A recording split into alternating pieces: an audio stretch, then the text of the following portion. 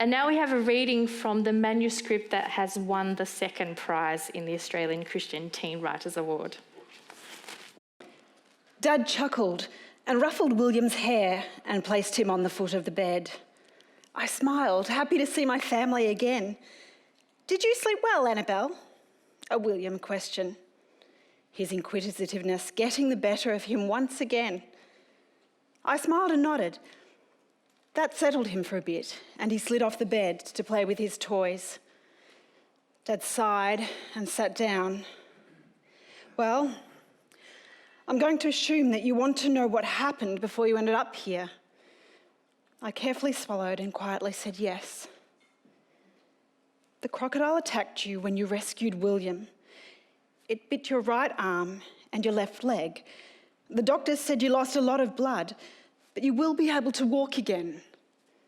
Dad paused. Tears gathered in his eyes and he took a shaky breath. There was something he didn't want to tell me. "But your hand," he steadied himself and continued, "you won't be able to use your right hand again." My world came crashing down. I was numb. But I knew one thing, the only stable thing in my world, the only connection to my mother was severed. Art was no longer a part of me. I was crushed, internally screaming, my mind a jumbled mess. I was lost. I couldn't see the meaning of anything anymore.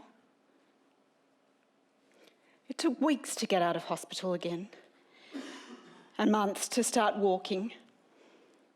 I was confined to a bed until my body was able to function again. During this time, a verse caught my eye, Jeremiah 29, verse 11. "For I know the plans I have for you, says the Lord. Plans to prosper you and not to harm you, plans to give you a hope and a future." I scoffed. Hope was something I lost the day I lost the use of my hand. If he knew how much painting meant to me, there was no way a God who cared would have let me lose my right hand.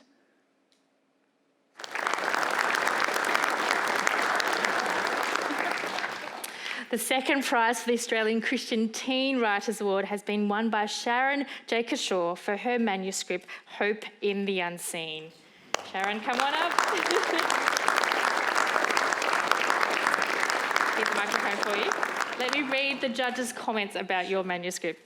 "Annabelle learns to trust God while coming to terms with an alien country, a quiet disability, and annoying little brother.